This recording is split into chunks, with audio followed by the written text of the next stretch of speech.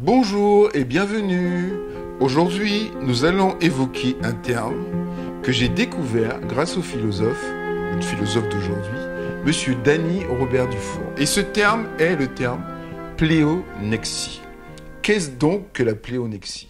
Alors, il faut que je vous fasse un bref récapitulatif, un bref résumé de la manière dont j'ai découvert Monsieur Danny Robert Dufour. Je l'ai découvert grâce au grand juriste, Monsieur Alain Supiot, qui a donné au Collège de France un cycle de conférences qui s'appelle « De la gouvernance par les lois à la gouvernance par les nombres ».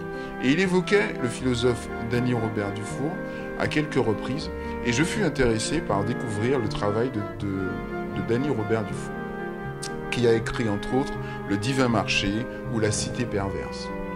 Et donc, revenons à pléonexie. Qu'est-ce donc que la pléonexie? La pléonexie est définie comme étant la démesure, le désir de toujours vouloir avoir plus, le désir de posséder plus. Et il y a monsieur Jean-Pierre Vernant qui a expliqué ce qu'est la pléonexie en reliant la pléonexie à la richesse.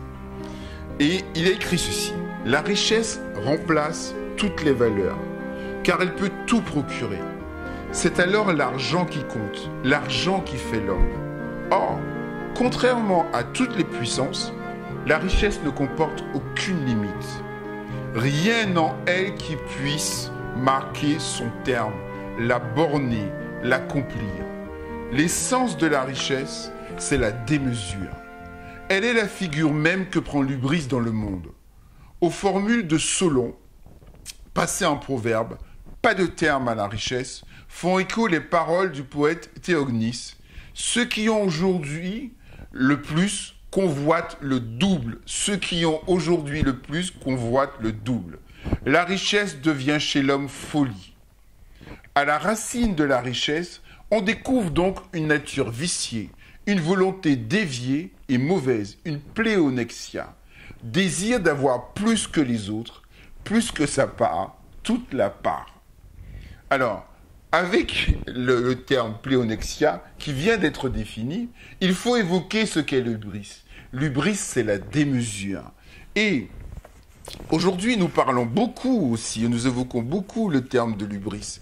Et j'ai voulu en fait vous le définir grâce à Wikipédia, la définition que j'ai trouvée dans Wikipédia que je vais vous lire. L'hubris est une notion grecque qui se traduit le plus souvent par démesure. Elle désigne un comportement ou un sentiment violent inspiré par des passions, particulièrement l'orgueil et l'arrogance, mais aussi l'excès de pouvoir et de ce vertige qu'engendre un succès trop continu. Les Grecs lui imposaient la tempérance et la modération, qui est d'abord connaissance de soi et ses limites. Il faut bien définir, à mon avis, que ce ne sont pas seulement les Grecs, ni la civilisation occidentale jusqu'à 1705, qui ont prôné la tempérance et de faire attention à l'hubris et à la pléonexie. En lisant des ouvrages sur la civilisation africaine à la bibliothèque Schellcher, j'ai découvert en fait que pour les Africains, il était très important d'éviter que quelqu'un ne devienne trop riche. Car quelqu'un qui devenait trop riche, on avait compris que cette personne-là rentrait facilement dans la pléonexie et dans l'hubris, et que du coup, cette personne-là mettait en péril la communauté. Le village, la communauté, la ville, la cité, comme disaient les Grecs. Mais d'où vient en fait la pléonexie? Et c'est cela qui est intéressant à découvrir dans l'ouvrage de Danny Robert Dufour, parce que Danny Robert Dufour précise que depuis longtemps, les philosophes savent qu'il y a trois âmes. L'âme d'en haut, qui s'appelle le logos, c'est l'âme qui peut avoir la tempérance, c'est l'âme qui peut gouverner. L'âme d'en bas qui est pleine de démesure, de passion. La passion, il l'appelle aussi la souffrance. Et c'est cette âme d'en bas, en fait, qui est attrapée par la passion, et c'est elle, en fait, qui fomente la démesure, qui fomente la pléonexie. Et pour pouvoir la gouverner, il faut que l'âme d'en haut puisse avoir un élément qui lui permette d'avoir prise sur cette âme, et c'est cette âme d'en bas. Et cet élément, c'est l'âme du milieu. Mais le problème, c'est que l'âme du milieu est très attirée par l'âme d'en bas. Alors il faut que ce soit l'âme d'en haut qui prenne le pouvoir. C'est ce que disent les philosophes. C'est pour ça qu'il y a eu toute une éthique, toute une manière, toute une praxis philosophique qui devait apprendre, qui avait pour but d'apprendre à diriger cette âme pulsionnelle. Parce qu'en fait, cette âme pulsionnelle, si on veut aller vers la passion, vers la pulsion, pourquoi pas? Si elle ne comportait pas des dangers. Mais nous savons tous ce qui se passe quand nous rentrons dans la pulsion, ce qui se passe déjà pour nous-mêmes. Mais elle a aussi des conséquences sur notre société. Car le trop grand écart de richesse entraîne à un moment ou à un autre, nous dit Dany Robert Dufour, la guerre civile.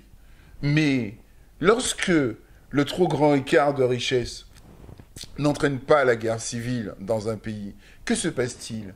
En fait, le pays lui-même va chercher à piller la richesse de d'autres nations, d'où les guerres entre nations.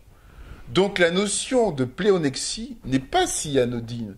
Elle a des conséquences très graves.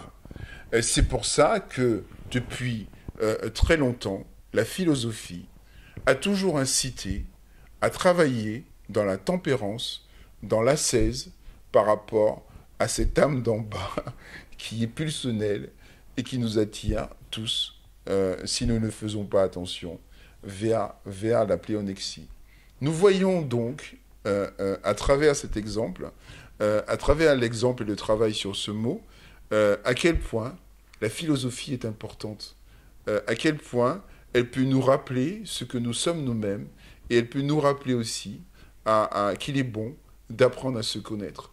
J'ai pu vous parler de la pléonexie de cette façon grâce à l'ouvrage de M. Dany Robert Dufour que je recommande vivement, qui s'appelle Pléonexie. Et je vous dis à très bientôt sur la chaîne Sympathie Philosophique. Et n'oubliez pas de liker si vous appréciez le propos et aussi de vous abonner à la chaîne si vous le souhaitez. À bientôt!